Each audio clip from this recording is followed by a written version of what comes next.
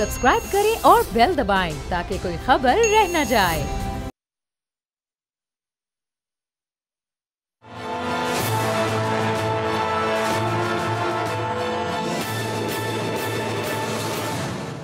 अस्सलाम वालेकुम, मैं हूं बाब जहांगीर। आप देख रहे हैं प्रोग्राम तज्जिया। आज इलेक्शन कमीशन ने तमाम सियासी जमातों से मुज़ाकरात के बाद, उनसे मुशावरत लेने के बाद एक नया शेड्यूल अनाउंस किया है और अब डीलिमिटेशन की तारीख जो कि पहले 14 दिसंबर को मुकम्मल होना थी वो अब 30 नवंबर को मुकम्मल होने जा रही है। तो इसका मतलब ये कि अब 14 दिन पहले इलेक्शन का इनेकाद मुमकिन हो सकता है। लेकिन तमाम सियासी जमातें तो ये चाहती थी कि आइन के मुताबिक 90 दिन के अंदर अंदर इंतखाबात हों। तो जो आइनी मामलात हैं वो अब किस हद तक मुतासर होंगे, और जब 14 दिन इलेक्शन कमीशन डीलिमिटेशन का पूरा अमल 14 दिन पहले मुकम्मल कर सकता है, 14 दिन इसको पीछे कर सकता है, तो अगर मजीद 20-22 दिन इसमें लचक का मुजाहरा किया जाए तो शायद तमाम सियासी जमातों के मुतालबात भी तस्लीम हो जाएं। और अब इस पर किस तरह से मामलात आगे बढ़ेंगे और कितनी जल्दी इलेक्शन का इनेकाद मुमकिन हो सकेगा और क्या साफ शफाफ इलेक्शन का इनेकाद इलेक्शन कमीशन मुनक्किद करवा सकेगा, इस पर गुफ्तगू करते हैं। हसन रजा पाशा साहब माहिर कानून हमारे साथ मौजूद हैं, मुजम्मिल सोहरवर्दी साहब सीनियर तज्जियाकार हैं, महमूद मौलवी साहब इस्तेहकाम पाकिस्तान पार्टी के सीनियर रहनुमा हैं। ज़रा तीनों अपने मौजूद मेहमानों की राय इस पर जानते हैं। हसन रजा पाशा साहब, पहले ज़रा आपकी तरफ आते हैं। जो चूँकि ज़ाहिर है आइनी और कानूनी नुक्ता इसमें बड़ा इंपॉर्टेंट है। अब आइन 90 दिन में इलेक्शन का कहता है, हल्का बंदियाँ होने जा रही हैं, पहले 14 दिसंबर अब 30 नवंबर को मुकम्मल होना है। तो आइन जो कहता है वो तो नहीं इलेक्शन कमीशन उस पर अमल कर रहा, अभी भी बात तो 90 दिन से आगे जा रही है। कानून क्या कहता है इस बारे में? आइन और कानून में थोड़ा सा तजाद है। आइन कहता है आर्टिकल 48 सब क्लास 5 के 90 दिन के अंदर इलेक्शन होने हैं, और जो अमेंडमेंट के बाद कानून कहता है वो है सेक्शन 57 ऑफ इलेक्शन एक्ट 2017।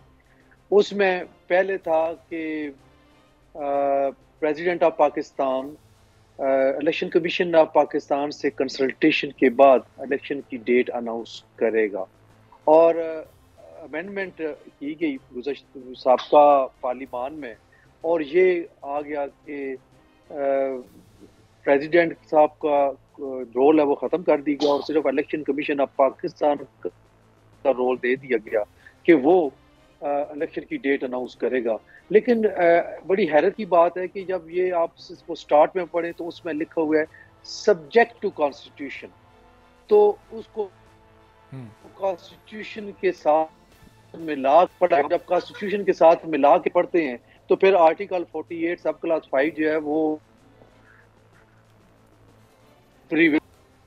जो नॉर्मल लॉ है उससे अगर कॉन्स्टिट्यूशन के साथ कंपैरिजन किया जाए तो हमेशा कॉन्स्टिट्यूशन ही प्रीवेल करता है। तो लिहाजा इस तरह से ये बात बनती है कि कॉन्स्टिट्यूशन के मुताबिक 90 दिन के अंदर इलेक्शन होना जरूरी है। सही, चलें ज़रा इस पर महमूद मौलवी साहब की भी राय ले लेते हैं, फिर ज़रा एक इंडिपेंडेंट तज्जिया भी इस पर मुजम्मिल साहब का जानते हैं। तो महमूद साहब, आपकी जमात तो पहली बार इलेक्शन लड़ने जा रही है और अब ज़ाहिर है 90 दिन में इसका इनेकाद नहीं होने जा रहा, तो आपकी जमात का इस पर क्या मौक़िफ़ है? रिजर्वेशन हैं आप लोगों को इलेक्शन कमीशन के इस फैसले पर? देखिए, मेरे ख्याल से देखिए हर पॉलिटिकल पार्टी और हर पाकिस्तानी को इस पर रिजर्वेशन है कि 90 दिन के अंदर इलेक्शन इसके आगे नहीं जाना चाहिए। मगर अगर मजबूरी है और वो कर नहीं पा रहे हैं तो फिर इसके ऊपर हम क्या कह सकते हैं। आप ये देखें ना, एज़ पर कॉन्स्टिट्यूशन 90 दिन में होने, हमारी तैयारियां भी 90 दिन में हैं, मगर मैं कई मेरे ख्याल से पिछले 1.5 महीने से कह रहा हूँ कि नज़र नहीं आ रहे, क्योंकि जो प्रोसेस है और जो प्रोसीजर चल रहे हैं वो कम से कम भी जो अर्लीस्ट भी जो है, अभी मेरे भाई ने भी कहा वो एंड जनवरी फर्स्ट वीक फरवरी होगा, उससे पहले हो नहीं सकता। अब ये भी बात तय है कि एक दफ़ा कॉन्स्टिट्यूशन के हम बाहर चले गए तो फिर फरवरी से आगे भी जा सकते हैं, क्योंकि आपने एक लाइन क्रॉस कर ली कि एज़ पर कॉन्स्टिट्यूशन तो नहीं है, 90 दिन में नहीं है, तो जहाँ 120 दिन में होने वहाँ 180 दिन में भी हो सकते हैं, वहाँ 200 दिन में भी हो सकते हैं। तो इसके ऊपर सारे पॉलिटिकल पार्टीज को एतराज़ात है कि 90 दिन के अंदर हो जाए, क्योंकि एक दफ़ा आइन के बाहर अगर आप चले गए तो फिर उसके डेट आगे पीछे करना तो फिर तो कोई बात ही नहीं होगी ना। इसलिए हम सब पॉलिटिकल पार्टीज चाहते हैं कि ये 90 दिन के अंदर हो जाए और हम जो है कॉन्स्टिट्यूशन को वायलेट ना करें। अगर हम एक दफ़ा, जैसे मैंने पहले भी कहा, वायलेट शुरू हो गया तो फिर आप 1 साल के बाद भी करा सकते हैं, कोई ना कोई इश्यूज आएंगे। तो इसलिए सब लोग चाहते हैं, और in the best interest of the country, elections 90 दिन के अंदर होने चाहिए, इसमें कोई दो राय सही। नहीं। अच्छा महमूद साहब, इससे पहले मैं मुजम्मिल साहब की तरफ जाऊं, जरा भी बताइएगा, इलेक्शन कमीशन ने आपकी जमात को बुलाया था मुशावरत के लिए? ज़ाहिर है अभी आप लोगों ने कोई इलेक्शन तो नहीं कॉन्टेस्ट किया, अभी आप लोगों की रजिस्ट्रेशन है, वो सारे अमल भी होना बाकी हैं। आप लोगों से तो मुशावरत नहीं की गई इस सिलसिले में?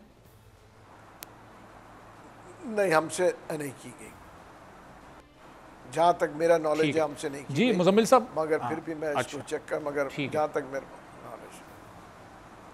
अच्छा सही है। तो मुजम्मिल साहब, अब ये आप बताइएगा, ये जनवरी के आखिर में या फरवरी के इब्तिदा में, क्या आपको इस वक्त तमाम ग्राउंड रियलिटीज़ देखते हुए नज़र आ रहा है कि इलेक्शन का इनेकाद मुमकिन हो सकेगा, या आपकी सोच कुछ मुख्तलिफ है इन मौजूदा हालात में?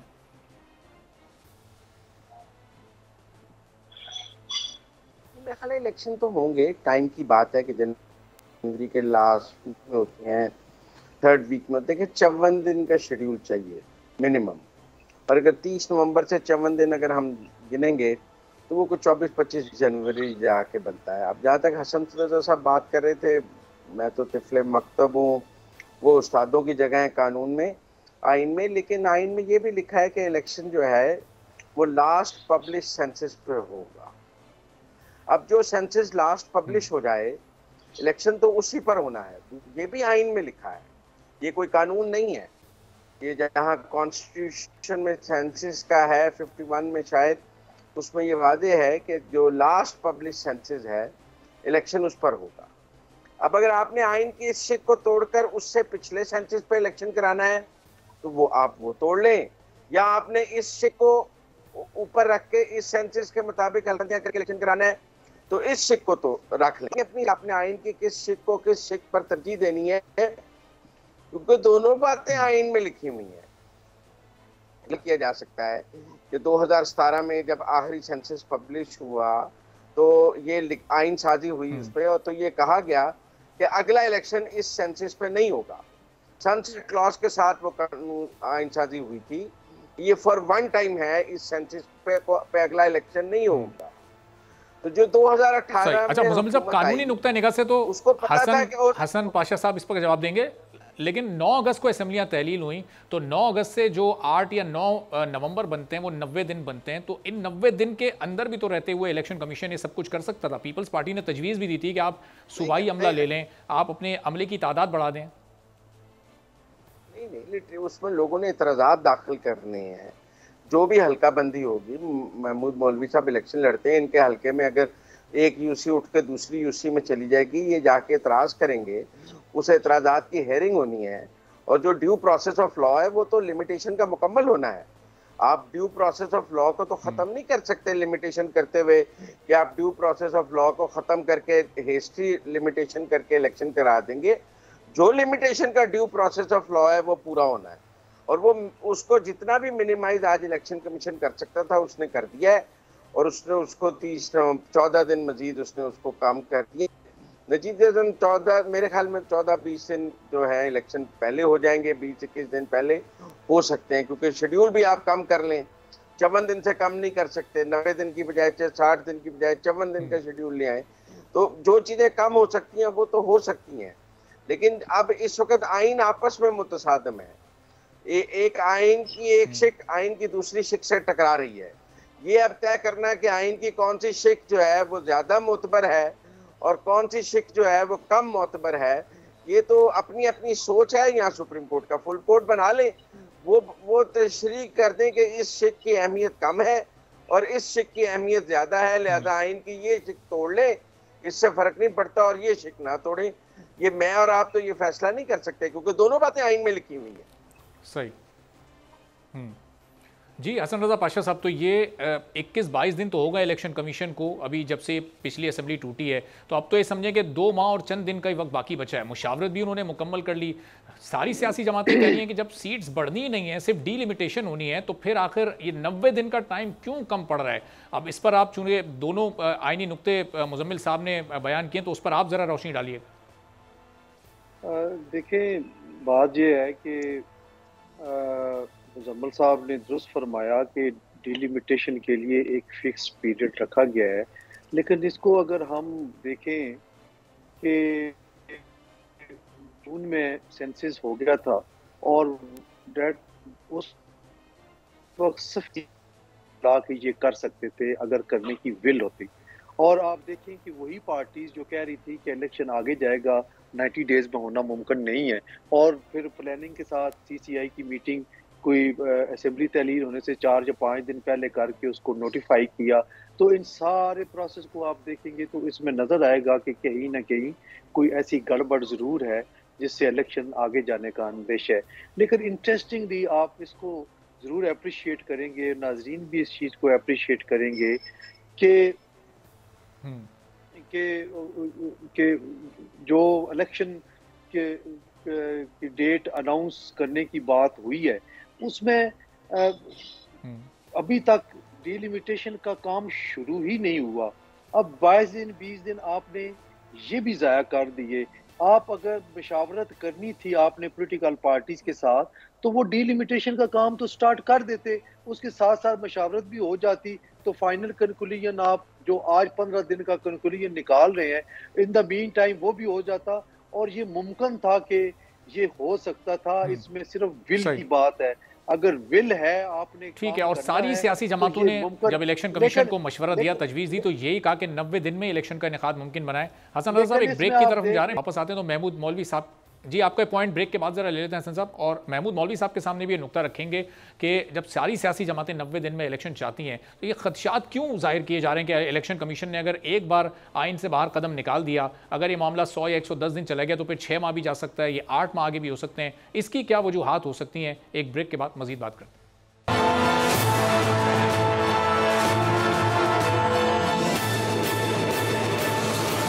प्रोग्राम में एक बार फिर आपको खुशामदीद कहते हैं। महमूद मौलवी साहब, मुजम्मिल सोहरवर्दी साहब, हसन रजा पाशा साहब हमारे साथ मौजूद हैं। इलेक्शन कमीशन ने अब 14 दिन कम करके हल्का बंदियों के मुकम्मली का अमल जो है वो अब उसकी तारीख 30 नवंबर कर दी है। इसका मतलब कि इलेक्शन का इनेकाद इस शेड्यूल को देखते हुए जनवरी के आखिर में या फिर फरवरी के स्टार्ट में हो सकता है। तो अब महमूद मौलवी साहब, सियासी जमातों को ये आइन में दोनों ही चीज़ें लिखी हुई हैं और अब जाहिर है कि सुप्रीम कोर्ट ही इस वक्त वो कर सकता है, सुप्रीम कोर्ट ही इस पर अपनी राय दे सकता है। सवाल मैं आपके सामने रखता हूं, लेकिन ब्रेक से पहले हसन रजा पाशा साहब का नुक्ता अधूरा रह गया था। पाशा साहब आप वो ज़रा जल्दी से ब्रीफली मुकम्मल कर लीजिएगा। मैं ये अर्ज कर रहा था कि असेंबली तहलील होने से पहले इलेक्शन डिले होने का बार बार इरादा कर रहे थे, वो अब सब के सब ऑलमोस्ट एक पेज पे हैं और कहते हैं जी 90 डेज पे होना चाहिए इलेक्शन। कोई भी उससे पीछे हटने को तैयार नहीं है। पाकिस्तान पीपल्स पार्टी, JUI और फिर अब मुस्लिम लीग नून के भी हम देख रहे हैं कुछ सेनेटर्स और जोमा जो हैं वो ये बात कर रहे हैं कि इलेक्शन 90 डेज में होना चाहिए। तो इस चेंज को भी ज़रा आप महसूस करें कि ये चेंज क्यों आई है, क्या वजह है कि वही पार्टी PDM की पार्टी जो डिलेड इलेक्शन की बात कर रहे थे वो अब 90 डेज में इलेक्शन की बात कर रहे हैं। ये मैं कहना चाहता था। अच्छा, तो महमूद मौलवी साहब जी, ये इस चेंज पर भी ज़रा आप ही रोशनी डाल दें कि क्यों एकदम से ये सोच तब्दील हो गई। और 2 रोज़ पहले असेंबली तहलील इसलिए की गई थी कि जी 60 से 90 रोज़ का टाइम मिल जाए। अब जब सबको पता था कि इलेक्शन कमीशन डिलिमिटेशन का एक लंबा चौड़ा प्रोसेस देगा, तो फिर ये 2 रोज़ पहले ये 90 रोज़ वाला, ये 90 रोज़ की विंडो क्यों फराम की गई? और क्यों आप लोगों को खदशा है कि अगर ये 90 रोज़ की विंडो क्रॉस हो गई तो फिर अनलिमिटेड टाइम तक भी मामला जा सकता है?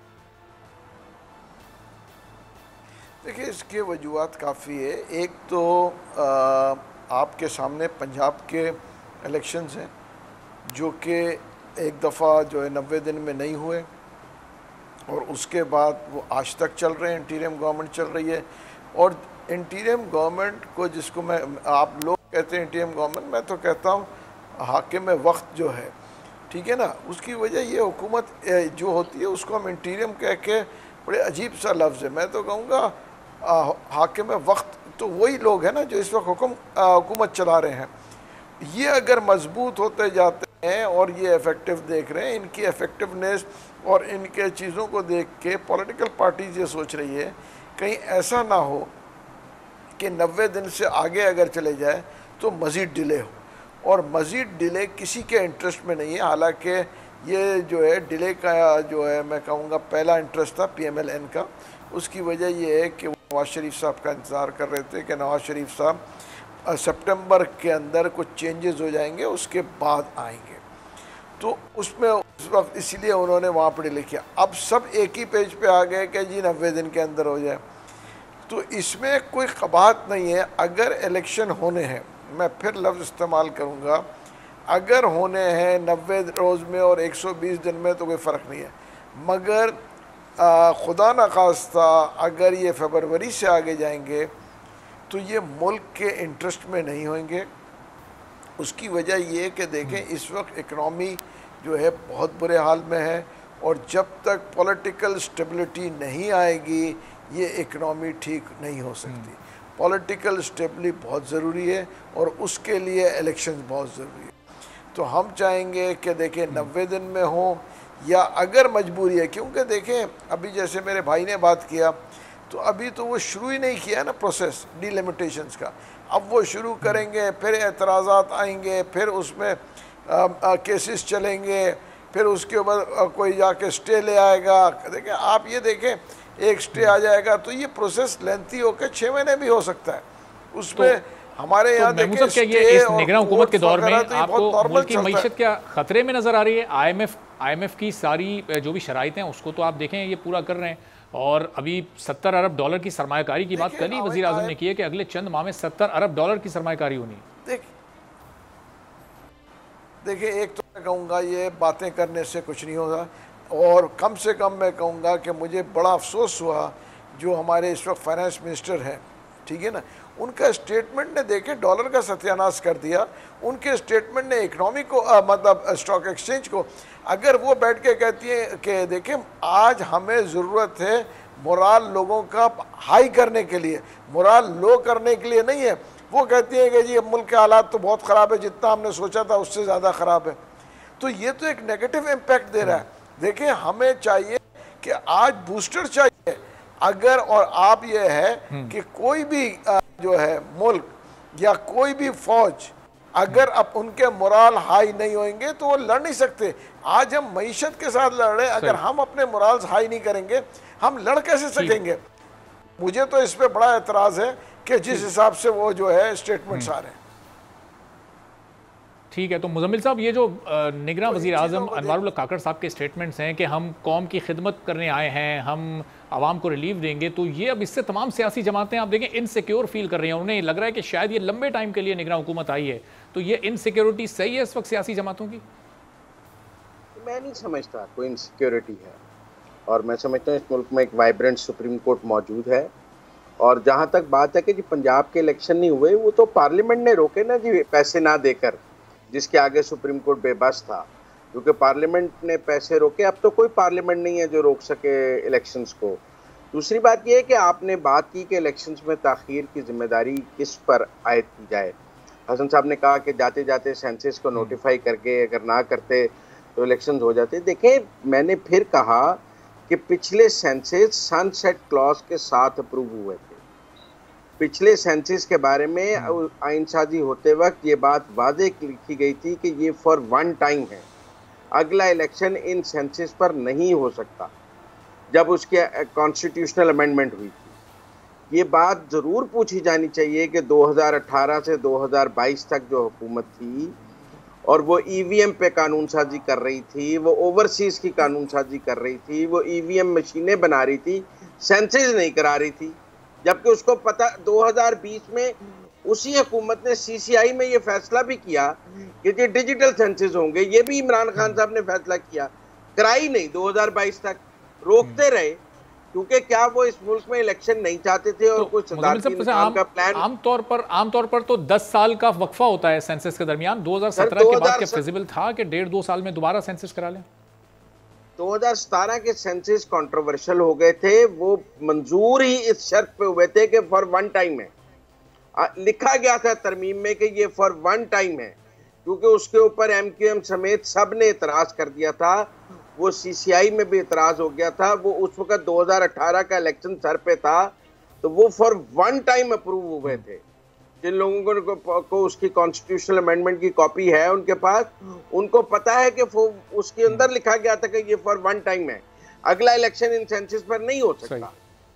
इसलिए अगर हमने इस मुल्क में इलेक्शन ठीक है। कराने थे तो हमें नए सेंसस चाहिए थे, और अगर हमने नए सेंसस 4 साल नहीं कराए 2018 से 2022 तक, जिसने तो वो कसूरवार नहीं है। जिन्होंने 1 साल में करा के नोटिफाई कर दिए उनको फांसी लगा दें फौरी तौर पे। ठीक है। तो अब हसन रजा पाशा साहब, इस पर अगर आप रिस्पॉन्ड करना चाहें तो ज़रूर कीजिएगा। और साथ ही एक और जो बड़ी आज की पेशरफ्त हुई है उस पर भी मैं आपकी राय जानना चाह रहा हूँ। परवेज़ इलाही साहब की जो गिरफ्तारी और वो जो तरीक़ाकार था गिरफ्तारी का, कि वो पंजाब पुलिस की तहवील में जा रहे थे और अदालत की जानिब से अब उन्हें घर जाने की इजाज़त मिल चुकी थी, और फिर वहाँ पर इस्लामाबाद पुलिस ने जिस तरह एंट्री मारी है और गिरफ्तार किया है, तो इस पर ज़रा बताइएगा, थोड़ी कानूनी रोशनी डालिएगा इस पर।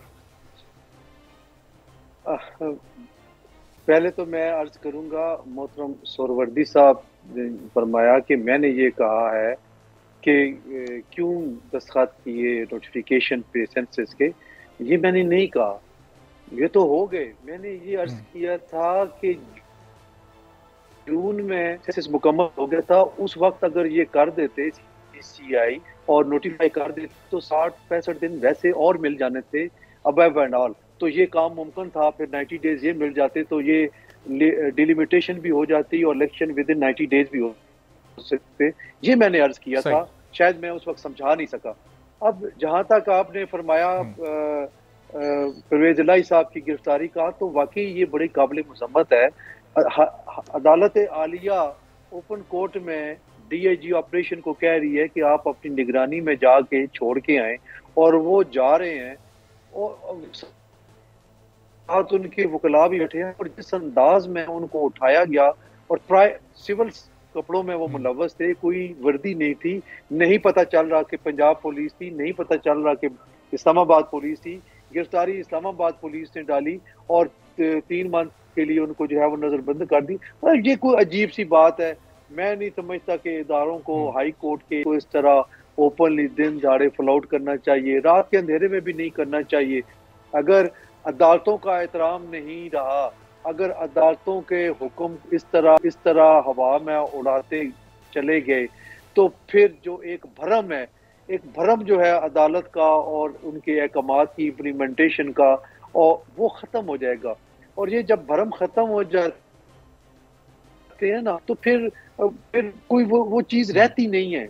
इम्प्लीमेंटेशन फिर दूर की बात हो जाती है, फिर इदारे मजाक बन जाते हैं। और वैसे इदारों को भी देखना चाहिए कि ऐसे आर्डर भी ना करें कि जो इम्प्लीमेंटेशन जिन पे ना हो सके।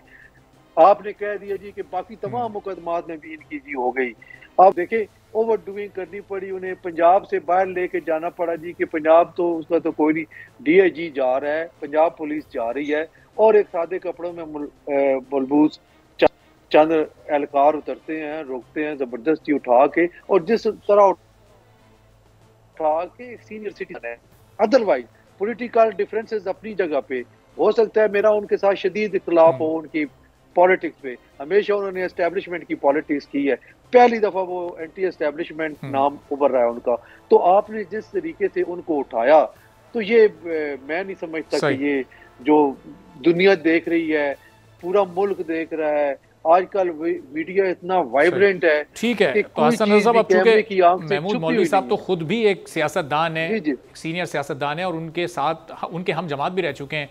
तो महमूद मौलवी साहब, जो सियासी इख्तिलाफात हैं, सियासी नज़रिया, उसको अगर हम एक तरफ रखें, ज़ाहिर एक सीनियर सिटीज़न तो वो हैं, साबिक वज़ीर आला पंजाब भी हैं, और फिर जो तरीक़ाकार अपनाया गया गिरफ्तारी का, उस पर क्या राय देंगे आप? मैं तो यही राय दूंगा कि ये इसके ऊपर मुझे बहुत शदीद एतराज़ है। उसकी वजह देखना, पॉलिटिकल राइवलरी अलग चीज़ है, मगर जिस अंदाज से उनको उठाया गया है, और देखें एक एज का लिहाज करना चाहिए। और अभी मेरे भाई ने सही कहा कि देखें कोर्ट ने फैसला दे दिया था, तो इसके बाद उनको घर जाने देते। अगर कोई केस था तो उनको कल जो है, मतलब दुनिया एंड तो नहीं हो रही थी कि उनको रास्ते में से ही उठाना पड़े। तो मेरा इसके ऊपर, मैं बाकायदा इस चीज़ के ऊपर मैं परवेज़ इलाही साहब के साथ हूँ कि उनको उठाया गलत गया है, और मैं इसकी मजम्मत करता हूँ एज ए पॉलिटिशियन। मैं इसकी डेफिनेटली मजम्मत करता हूँ कि किसी भी पॉलिटिशियन को इस तरीके से उठाना जो है ये नामुनासिब बात है। ठीक है, तो मुजम्मिल सोहरावर्दी साहब, केस के मेरिट्स ज़ाहिर है बड़े इंपॉर्टेंट होते हैं और अपनी जगह हो सकते हैं, लेकिन जब आप इस तरह से गिरफ्तारी करते हैं तो फिर उन मेरिट्स पर भी सवाल उठने लगता है। यही अगर परवेज़ इलाही घर पहुंच जाते और वहां जाकर उनको इज्जत के साथ, जैसे आमतौर पर गिरफ्तारी होती है, उस तरह से अगर गिरफ्तार किया जाता तो आपकी नज़र में ज़्यादा बेहतर नहीं होता? मेरी नज़र में तो पाकिस्तान के निज़ाम इंसाफ जो है वो यकसा निज़ाम इंसाफ के असूल पर कायम है। हमारे निज़ाम इंसाफ में मकबूल को गैर मकबूल पर, अमीर को गरीब पर, प्रो एस्टेब्लिशमेंट को एंटी एस्टेब्लिशमेंट पर कोई तरजीह हासिल नहीं है। लिहाजा हमारे जजेस को यकसा निज़ाम इंसाफ के तहत फैसले करने चाहिए। जो इंसाफ और जो सहूलतकारी परवेज़ इलाही साहब को दी गई है वो पाकिस्तान के हर शहरी का हक होना चाहिए कि वो जब जाए तो उसे तमाम मुकदमात में एक ही पटिशन में बेल मिलनी चाहिए। हर मुकदमे के लिए अलग पटिशन आज के बाद दायर नहीं होनी चाहिए। जिसके ऊपर 10 मुकदमे हैं, 8 मुकदमे हैं, वो एक ही पटिशन अमजद रफ़ीक साहब की अदालत में करे और उसको तमाम मुकदमात में एक ही ज़मानत मिलनी चाहिए। अगर आज के बाद पाकिस्तान के किसी शहरी को ये कहा गया कि वो अलग अलग अदालतों से जाकर अपने हर मुकदमे में ज़मानत ले, तो फिर ये इंसाफ गैर मामूली इंसाफ है या वो इंसाफ गैर मामूली इंसाफ है मेरे नज़दीक। क्योंकि पाकिस्तान का निज़ाम इंसाफ यकसा निज़ाम इंसाफ के असूल पर है।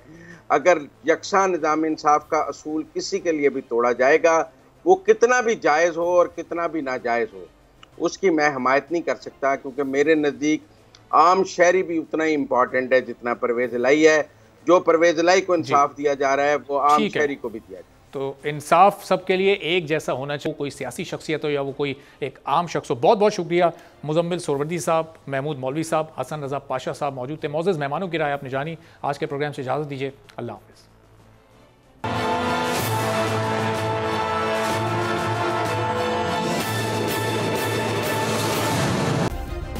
सब्सक्राइब करें और बेल दबाएं ताकि कोई खबर रह न जाए।